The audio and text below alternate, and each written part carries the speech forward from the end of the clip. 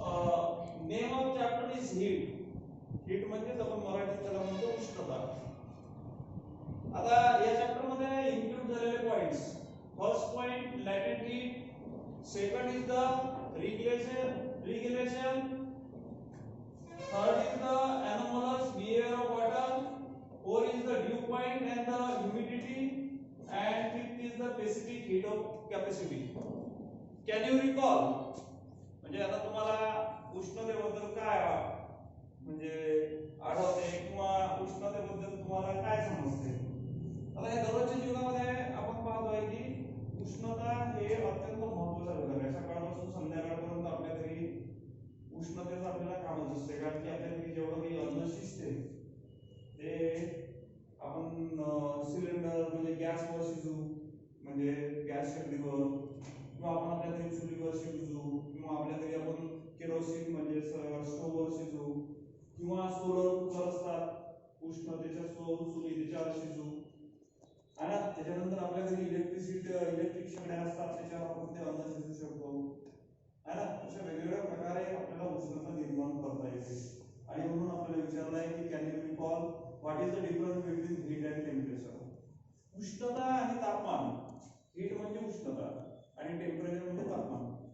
आता इथे या ठिकाणी उष्णता क्रिएट होत आली आहे, पण इथं तापमान आहे. तापमान म्हणजे आपल्याला आकड्यात सांगायचं असते. उष्णता आहे, इथं उष्णता तुम्हाला चटके लागून आले. एखाद्या ठिकाणी तुम्ही उष्णता बसले उन्हाळ्याच्या दिवसात एखाद्या गरम याच्यावर बसले, एखादं टपराचं असं लोखंडाचं काही असं तुम्ही किंवा तुमच्या गाडीची सीट असं उष्णतेच्या उन्हाळ्याच्या दिवसात, तर तुम्ही त्या सीटवर बसू नाही शकत. ते गाडी जर उन्हात उभी असेल मे महिन्यात 12-1 ची ऊन असेल, तर त्या ठिकाणी काय झालं, हीट क्रिएट झाली त्या सीटवर.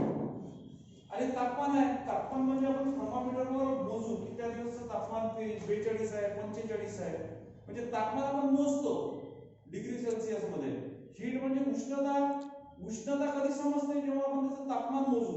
जेव्हा आपलं पाणी उकळल्यानंतर त्यातून वाफ बाहेर निघायला लागली, त्याच्यात जर आपण थर्मामीटर टाकलं तर टेम्परेचर दाखवलं. बरोबर आहे? टेम्परेचर दाखवलं म्हणजे त्या ठिकाणी उष्णता क्रिएट होईल, आणि उष्णता क्रिएट झाली तर त्या ठिकाणी काय होईल, पाण्याचं इव्हॅपोरेशन होईल आणि त्याची वाफ तयार होईल. What is the difference between heat and temperature? What are the different way of heat transfer? आता उष्णता ट्रान्सफर व्हायचे वेगवेगळे मार्ग आहेत. बरोबर आहे? आता आपण पाहतोय की उष्णता प्रकाश संश्लेषणाद्वारे वनस्पती आपलं अन्न तयार करतात. म्हणजे ते काय करतात की उष्णता जे सोलर एनर्जी आहे त्या सूर्याच्या उष्णतेपासून ते आपलं अन्न तयार करतात प्रकाश संश्लेषण क्रियेद्वारे. आणि ते अन्न आपल्याला कोणालाही समजा ते जीव जे सूक्ष्मजीव असतील, मायक्रो ऑर्गॅनिझम्स असतील, किंवा जे जिवंत सगळे जीव सृष्टी असेल, तर त्या ठिकाणी ते एनर्जी ट्रान्सफर होते. म्हणजे एखाद्या झाडापासून एखाद्या वनस्पतीपासून जर आपण अन्नाची निर्मिती करत असू, तर ते सूर्यप्रकाशामध्ये आपलं अन्न तयार करून ते अन्न आपण खाऊन घेऊ. खाल्ल्यानंतर त्या अन्नामुळे आपल्याला एनर्जी येईल. मग आपली एनर्जी लॉस होते काय? नाही. लॉ ऑफ कन्झर्वेशन ऑफ एनर्जीचा नियम काय आहे? The energy is neither created nor destroyed, it can be differ from one from to another. म्हणजे ऊर्जा अक्षरतेचा नियम असं सांगतोय की या जगामध्ये जे काही उष्णता असेल, जे काही ऊर्जा असेल, ते ऊर्जा कधी नष्टही होत नाही किंवा ते तयारही होत नाही. जे जेवढी आहे ते तेवढी शिल्लक असते, फक्त ते एका स्वरूपातून दुसऱ्या स्वरूपात जाते. म्हणजे समजा एखादा प्राणी मृत झाल्यानंतर या त्या प्राण्याला कोणीही कुठेही उचलून जरी नाही नेलं, तरी या सृष्टीतले जे काही जीवजंतू असतील ते जीवजंतू त्या जीवाची पूर्ण विल्हेवाट लावतात. समजा एखादा प्राणी मेला, तुम्ही उचलू नका त्याला महिनाभर, 1 महिना तिथे जाऊन पहा, तुम्हाला तिथं मातीत दिसेल. त्याच्याने हड्ड्या असतील, कोण्या प्राण्याने खाल्लेल्या असतील, त्याचं कोणतं मांस असेल ते कोण्या प्राण्याने खाल्लेलं असेल. मुंग्या, कीटकले, पक्षी इतरांनी सगळं भक्षण केलेलं असं, आणि तिथे शेवटी काहीच दिसणार नाही तुम्हाला.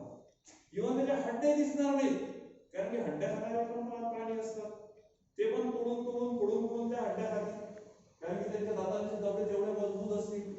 जे नाजूक होतं मांस होतं ते जे पक्ष्यांना, ज्यांना मुंग्या, माकडे, पक्षी ज्यांना ते मांस खाणं होतं त्यांनी मांस खाल्लं. ज्यांना जे पार्ट त्या सजीवांची शक्ती होते खाणं, ज्या सजीवामध्ये जशा प्रकारची शरीर रचना असेल त्यानुसार त्यांनी त्या प्राण्याचा एक एक भाग खाल्ला आणि या सृष्टीतून तो प्राणी त्यांनी नष्ट केला. मग काय झालं की त्या प्राण्याची जे मेल्यानंतर त्याच्याजवळ एनर्जी होती, बरोबर आहे, त्याच्याकडे एनर्जी होती, मेल्यानंतर त्याची एनर्जीचा फॉर्म्युला तिथं पडलेला होता. एखाद्या कुत्र्यानं आपलं त्या मासावर पोट भरलं म्हणजे त्याचं पोट भरलं म्हणजे त्याला एनर्जी भेटली. एखाद्या पक्षामध्ये जर किडे तुकडे पडले असतील, अळ्या पडल्या असतील त्या प्राण्याच्या शरीरात, तर कोणत्या पक्षाने किडे तुकडे अळ्या पडल्या असतील त्याला त्यापासून एनर्जी भेटली, त्याचं पोट भरलं. काही अस्वल असेल, कुत्रा, रांडा असेल, अजून काही भक्षक प्राणी असतील ते त्याच्या अड्ड्यात जाऊन खाल्ले असतील त्यांना त्याची एनर्जी भेटली. म्हणजे त्या मेलेल्या मृत जनावराची एनर्जी कुठंच लॉस झाली नाही, तर सृष्टीमध्येच पुन्हा वापरला गेली. मग ते काय झालं, जे प्राण्यांनी खाल्ली त्यांना एनर्जी आली, ते इकडे फिरायला लागले तिकडे फिरायला लागले, त्याच्या एनर्जी मध्ये रूपांतर झालं. मग त्यांनी दुसऱ्या प्रकारे ते विष्ठेच्या स्वरूपात किंवा मूत्राच्या स्वरूपात त्यांची एनर्जी पुन्हा पृथ्वीमध्ये पुन्हा पडली. मग शेवटी विष्ठ झाली, मूत्र झालं, शेवटी त्याच्यापासूनही काहीतरी मायक्रोन्यूट्रिन्स अशा पृथ्वीला घटक भेटतात, बरोबर आहे, त्याच्यापासून पुन्हा एनर्जी क्रिएट झाली. म्हणजे आपण सांगू शकतो की उष्णता आहे किंवा ऊर्जा ते सतत एका स्वरूपातून दुसऱ्या स्वरूपात जात असते, ते कधीही नष्ट होत नाही किंवा ते तयार केलं जात नाही. जे आहे ऑलरेडी या सृष्टीत तेच एका स्वरूपातून दुसऱ्या स्वरूपात फक्त वापरले जाते, बरोबर आहे. तुम्ही जर गाडी चालवत असाल तर गाडीमध्ये तुमचं केमिकल एनर्जीचं रूपांतर मेकॅनिकल एनर्जी मध्ये होते, मेकॅनिकल एनर्जीचं रूपांतर तुमचं इलेक्ट्रिकल एनर्जी मध्ये होते, तुमचं हीट एनर्जी मध्ये होते, लाईट एनर्जी मध्ये होते.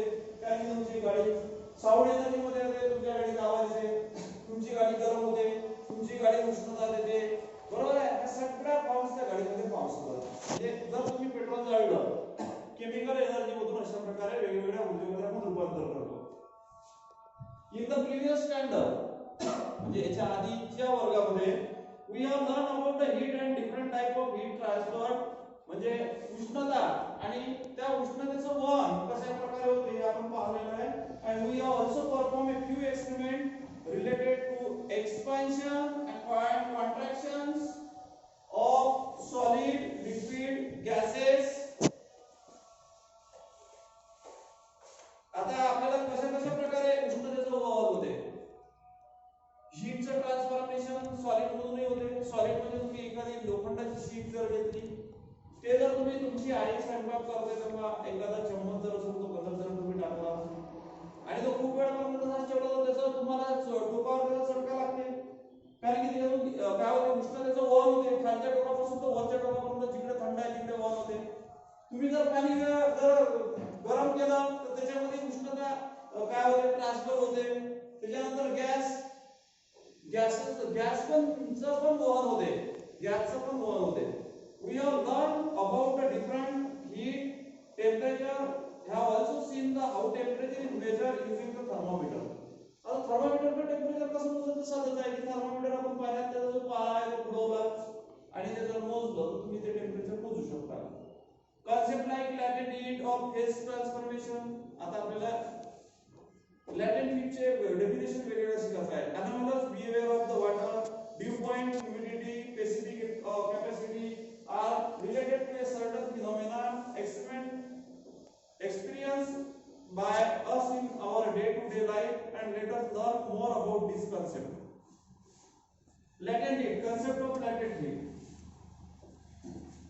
Take a few pieces of ice in a glass beaker. Try this one. First point is take a few pieces of ice in a glass beaker. एका glass beaker मध्ये तुम्ही बर्फाचे तुकडे घ्या आणि ॲज शोन इन फिगर आपल्याला जशा प्रकारे एक्सपेरिमेंटल सेटअप दिलेला आहे तशा प्रकारे as shown in the figure, म्हणजे अशा प्रकारे ते सेटअप करा. स्टँड घ्या, त्याला थर्मोमीटर लावा, आईस पीस घ्या, इन बीकर, बर्नर घ्या, स्टँड घ्या. Insert a bulb of the thermometer in the ice and measure it temperature. त्या बर्फामध्ये थर्मोमीटर डुबवलं. Put the beaker on a stand and heat the ice using a burner. Put the beaker on a stand वर beaker ठेवली and heat the ice. बर्फाला उष्णता दिली by using the burner लावलं and record the temperature using the thermometer after the every minute, एका मिनिटानंतर.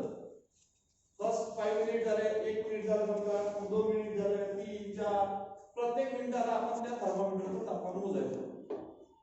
तापमानामध्ये काय होईल, पहिले लेस असेल ते, जसं आपण उष्णता देऊ तसं तापमान काय होईल, वाढत जाईल. as the ice is heated it start melting.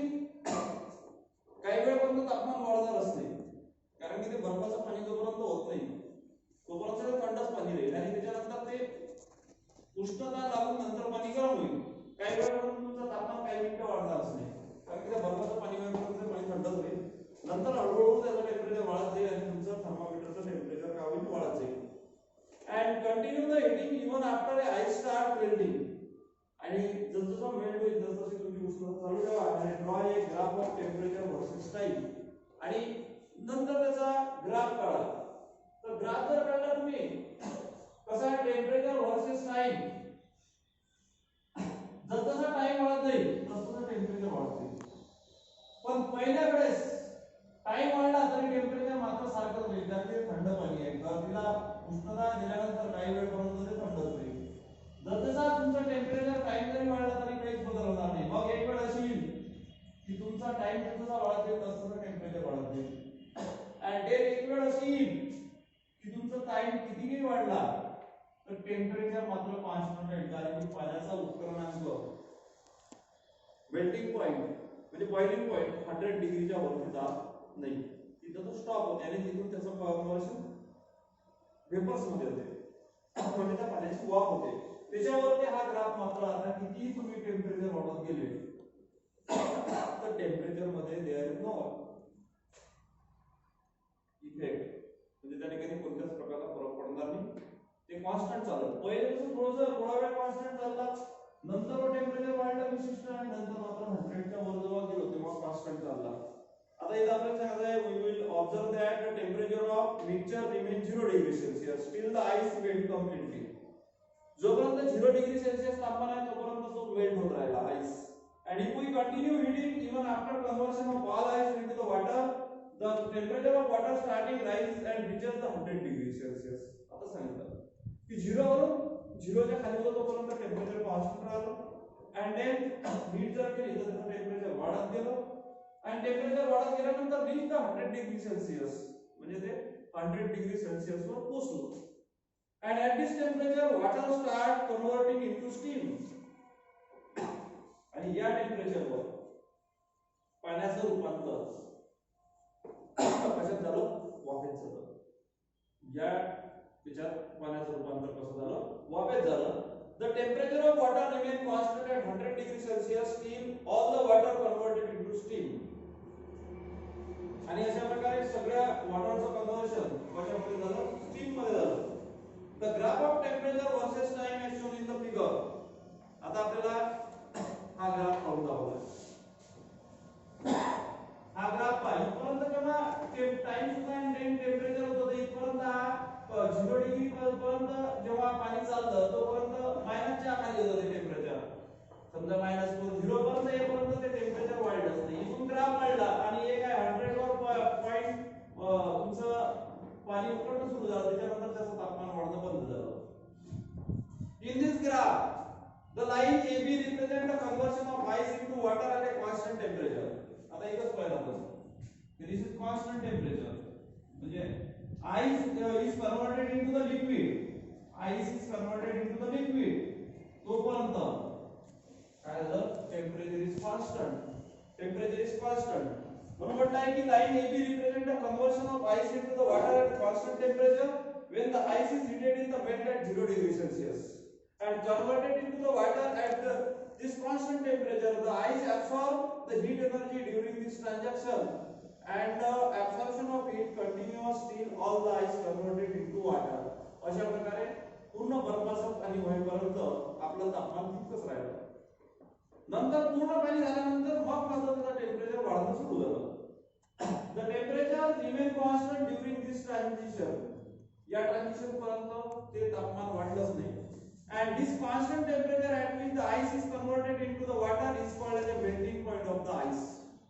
आणि melting point of ice means जेव्हा त्या बर्फाचं पूर्ण पाणी झालं तेव्हा त्याला melting point म्हटलं गेलं. Melting point point of the ice म्हणजे त्या बर्फाचं पाणी झालं म्हणून त्याला मेल्ट होण्याचा दुसरा मेल्टिंग म्हणजे त्याच्यावर त्याचं मेल्ट झालं म्हणजे ते पाण्यात रूपांतर झालं म्हणून त्याला मेल्टिंग पॉइंट ऑफ आईस म्हणलाय. बर्फाचा उत्कलन बिंदू म्हणजे मेल्ट होणारा म्हणजे त्याचा आपण काय म्हणतो द्रवणांक म्हणजे त्याचं उत्कलनांक नाही, उत्कलनांक म्हणजे बॉइलिंग पॉइंट आणि मेल्टिंग पॉइंट म्हणजे द्रवणांक म्हणजे त्याचं रूपांतर द्रवणात केलं त्यानं म्हणजे ते सॉलिड मध्ये होतं पण त्याचं द्रवणांक झालं. आणि बॉइलिंग पॉइंट म्हणजे ज्या ठिकाणाहून ते उकळणं सुरू होते आणि त्याचं पाण्याचं रूपांतर किंवा त्या लिक्विडचं रूपांतर जेव्हा वाफेमध्ये होते तेव्हा त्याला आपण बॉइलिंग पॉइंट म्हणतो. बॉइल म्हणजे उकळणे. During the transition of solid phase two the liquid म्हणजे त्या सॉलिडचं लिक्विड फेज मध्ये कन्वर्ट झालं the object absorb the heat energy म्हणजे त्या लिक्विडनं उष्णता शोषून घेतली. and but this temperature does not increase. This heat energy is utilized for weakening of bond between the atom or molecule in the solid and transform into the liquid phase and the heat energy absorbed at constant temperature and during the transformation of solid into liquid is called as a latent heat of fusion. आता इथे काय म्हटलेलं आहे की ज्यामध्ये आपलं काय झालं की कोणत्याच प्रकारची आपली the amount of heat energy absorbed at constant temperature म्हणजे ज्यामध्ये उष्णता आपली शोषल्या गेली पण तिथे तापमानामध्ये कोणत्याच प्रकारचा बदल नाही झाला. बरोबर आहे. उष्णता म्हणजे आपण 0 पासून म्हणजे आधी टेम्परेचर आपलं बर्फाचं कमी होतं ते 0 पर्यंत आणेपर्यंत त्यामध्ये तापमानात वाढच नाही झाली. त्याचं पाणी झालं त्या बर्फाचं पाणी झालं पण त्याच्यात वाढ नाही झाली म्हणजे तेवढी जेवढी उष्णता होती तेवढी उष्णता सगळी त्या बर्फानं शोषून घेतली. म्हणजे आपण बर्फ लावल्यानंतर उष्णता तर लागली त्या बर्फाला पण त्याच्यात थंडावा जेवढा होता की जेवढी उष्णता आपण दिली तेवढी उष्णता त्या बर्फाने ऍब्सॉर्ब करून घेतली पण टेम्परेचर वाढू दिलं नाही. आणि अशी जर कंडिशन क्रिएट होत असेल तर तेव्हा त्याला म्हटलं जाते specific latent heat of fusion. The amount of heat energy absorb at a constant temperature by unit mass of a solid to convert into the liquid phase and is called as a specific latent heat of fusion. Once all the ice is transferred into the water, the temperature of water starts rising and it increases up to 100 degrees Celsius. Line BC आता इथपर्यंत बोललो आपण आतापर्यंत line AB वर बोललो आता line BC वर बोलू म्हणजे आता तापमान आपलं वाढत चाललेलं आहे. आतापर्यंत आपण कॉन्स्टंट होतं. Line BC is the graph represent the rise the temperature in temperature of water from the 0 degree to 100 degrees Celsius वर चाललो आपण. Thereafter even though heat energy supplied to water in temperature does not rise, the heat energy is absorbed by water at the temperature and also used to break the bond between the molecules of liquid and converted into the liquid into gaseous state and thus the during the transformation of from heat phase to gas phase and heat energy is absorbed by the liquid but its temperature does not stay change. The constant temperature at which the liquid transfer into gaseous state is called as the boiling point of the liquid. आता boiling point कशा म्हणायचं जेव्हा त्या पाण्याची वाफ होईल जेव्हा त्या लिक्विडची किंवा पाण्याची वाफ जेव्हा होणं सुरू होईल तेव्हा तो त्याचा बॉइलिंग पॉइंट म्हणजे जसं त्या पाण्याचं किंवा कोणतंही लिक्विड असेल त्याचं रूपांतर जर वाफेमध्ये होत असेल म्हणजे liquid is converted into the gaseous form मध्ये जर ते तयार होत असेल तर तेव्हा त्याला बॉइलिंग पॉइंट म्हटलं जाते. मेल्टिंग पॉइंट म्हणजे तो वितळते फक्त त्याचं कन्व्हर्शन सॉलिड मधून लिक्विड मध्ये होते तर तेव्हा आपण त्याला मेल्टिंग पॉइंट म्हणतो. पण बॉइलिंग पॉइंट म्हणजे जेव्हा लिक्विडचं कन्व्हर्शन गॅसियस मध्ये होते तेव्हा त्याला आपण बॉइलिंग पॉइंट्स म्हणतो. Boiling points and the heat energy absorb at constant temperature and during the transformation of liquid into gas is called as a latent heat of vaporisation म्हणजे त्याचं बाष्पीभवन झालं. ते पहिली डेफिनेशन पाहिली होती आपण फ्युजन म्हणजे ते ब्रेक झाला फ्यूज झाला म्हणजे वितळला. आता हा मात्र याची वाफ होणं सुरू झाली आणि जेव्हा त्या पाण्याची वाफ होणं सुरू झाली तेव्हा त्या डेफिनेशन नुसार आपण त्याला म्हटलं की the heat energy absorb at constant temperature. Temperature म्हणजे घेतलं त्याला आपण टेम्परेचर मध्ये कोणत्याच प्रकारचा बदल झाला नाही कॉन्स्टंट चाललं टेम्परेचर उष्णता शोषून घेतली पण उष्णता शोषून घेतल्यानंतर त्या लिक्विडचं कन्व्हर्शन गॅसेस मध्ये झालं म्हणून डेफिनेशन म्हटलं आहे की the heat energy absorb at a constant temperature during the transformation of heat liquid into gas is called as a latent heat of vaporisation. म्हणजे आपल्याला ज्या डेफिनेशन दिलेल्या आहे लॅटेंट हीट ऑफ वेपोरायझेशन म्हणजे पाण्याची वाफ झाली पाहिजे. तर अमाउंट ऑफ हे दुसरी डेफिनेशन आहे, सेम डेफिनेशन आहे, फक्त शब्दात थोडाफार बदल आहे. The amount of heat energy absorb at constant temperature, तिथे असंच होतं by unit mass of a, तिथं सॉलिड शब्द आला तिथे लिक्विड आला, डेफिनेशन मध्ये फक्त फरक बदलला, फेज बदलला. म्हणजे solid to liquid, liquid to gases मध्ये चाललो आपण. पहिले आपण सॉलिड टू लिक्विड मध्ये चाललो तर त्या डेफिनेशनला आपण specific heat latent heat of fusions म्हटलं. आता आपण लिक्विड मधून गॅसेस मध्ये कन्वर्ट होणार आहोत, डेफिनेशन सेम आहे, फक्त एकच शब्द बदलते. The amount of energy absorbed at constant temperature, temperature मात्र कॉन्स्टंट आहे बाय युनिट मास ऑफ, जसंच्या तसं आहे, of liquid to converted into the gaseous phase, हे फेज बदलला, फक्त लिक्विड मधून फेज गॅसियस मध्ये गेला, and is called as a specific latent heat of vaporization. And different substances have different melting point and boiling point. The value of melting point and boiling point and latent heat depends on the atmospheric pressure. वातावरणीय जो दाब आहे याच्यावर तुमचं काय असते, melting आणि boiling point depend असते. आता बघा तुम्ही जर पाणी घेतलं, water and ice, melting point 0 आहे, बॉइलिंग पॉइंट 100 वर आहे. कॉपर जर घेतलं, मेल्ट होते कॉपर हा 1083 वर होते, बॉइलिंग हा 2562 वर होते. कितीला कोल आहे हा मायनस वर दाखवलेला आहे आणि त्याचा बॉइलिंग पॉइंट 78. अशा प्रकारे आपल्याला गोल्ड आहे, सिल्वर आहे, लेड आहे. त्याच्यानंतर वॉटरला आपल्याला कॅलरी दिली आहे, किलो जूल कॅलरी. फ्युजन झाल्यानंतर पाण्याचं जर आपण ते सॉलिड मधून लिक्विड मध्ये कन्वर्ट होत असेल तर तेव्हा किती कॅलरी उष्णता दाखवलेली आहे. आणि जर जर तुम्ही पुन्हा कन्वर्ट केलं म्हणजे वेपोरायझेशन जर केलं तर किलो कॅलरी जूल मध्ये काय कन्वर्शन आहे आणि कॅलरी ग्रॅम मध्ये काय कन्वर्शन आहे आपल्याला दिलेलं आहे. आणि अशा प्रकारे is the concept of latent heat applicable during the transformation of gaseous phase or a liquid phase and from a liquid phase to solid phase, where does the latent heat go during this transformation. अशा प्रकारे आपण पाहिलं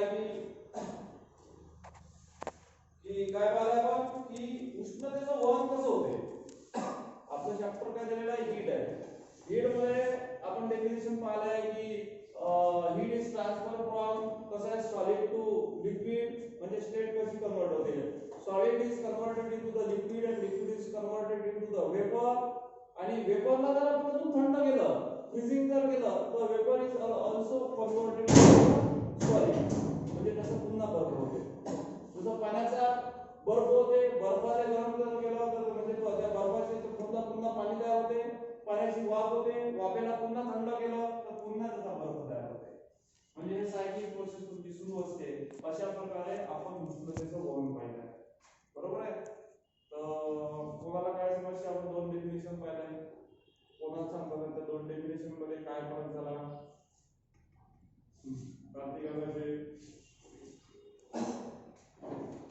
first definition मध्ये sir gas specific latent heat of fusion, त्यामध्ये आपण solid to liquid घेतलं होतं. आणि सेकंड डेफिनेशन मध्ये जे आहे ते लिक्विड टू गॅसियस स्टेट मध्ये जेव्हा कन्वर्ट झालं तेव्हा specific latent heat of वेपोरायझेशन. State बदलले. वायर का लिखून घ्या, कोपऱ्यातून तो उत्तर दिला त्याचा घ्यायला सुटी ते. पहिला एकदा आपला शब्द कोणता बदल झाला, solid. Yes sir, solid to liquid. Solid to liquid and then second मध्ये liquid to gaseous state. Liquid to gas आणि सॉलिड टू लिक्विड झालं तेव्हा डेफिनेशनला काय म्हटलं आपण, latent heat of fusion. Latent heat of fusions म्हटलं. and then liquid is converted into gases च्या वेळेस स्पेसिफिक लॅटेंट हीट ऑफ वेपोरायझेशन. वेपोरायझेशन म्हटलं, कारण की ते पाण्याची वाफ झाली म्हणून त्याला आपण वेपोरायझेशन म्हटलं. पदवी सांगा काय फरक आहे दोन डेफिनेशन मध्ये. बघू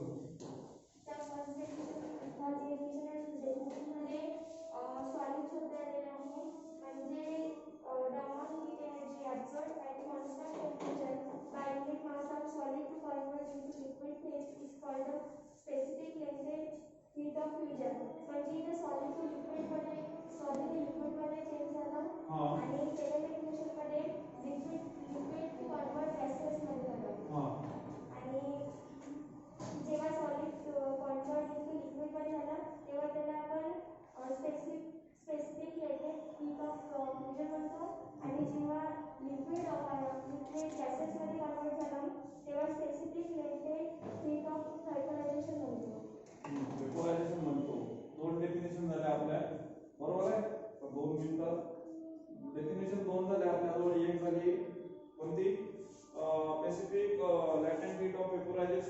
and then the specific heat of fusions.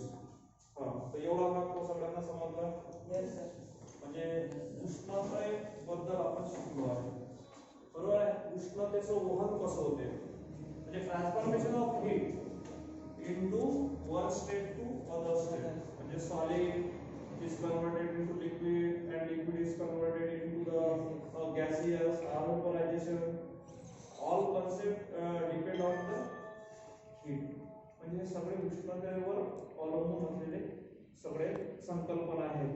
कारण की एखाद्या गोष्टीचं जेव्हा पाणी आपण करतो त्या पाण्याची पुन्हा जेव्हा वाफ करतो तेव्हा त्या ठिकाणी उष्णतेची गरज असते.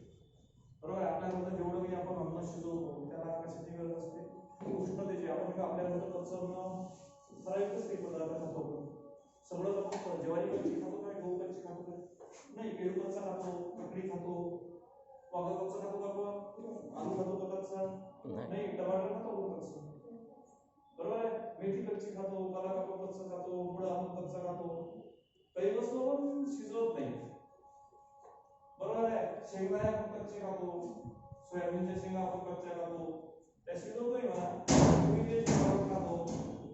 पपई आपण कच्ची नाही खात, पिठली खातो. म्हणजे गरम नाही करत, शिजवत नाही. पिठली म्हणजे गरम करणे नाही पपई. बरोबर आहे. नॅचरल फिनॉमिना आहे. तो निसर्गानुसार ते काही वस्तू अशा आहेत की शिजून खाव्या लागतात. काही वस्तू अशा आहेत की नॅचरली ज्या निसर्गात उपलब्ध होतात तशाच खाव्या लागतात. काही वस्तू थंड करून खाव्या लागतात.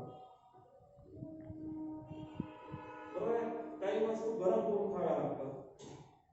हा अशा काही वस्तू असतात की वेगवेगळ्या आणि सगळ्या ठिकाणी उष्णतेचा आपण कन्सेप्ट करतो.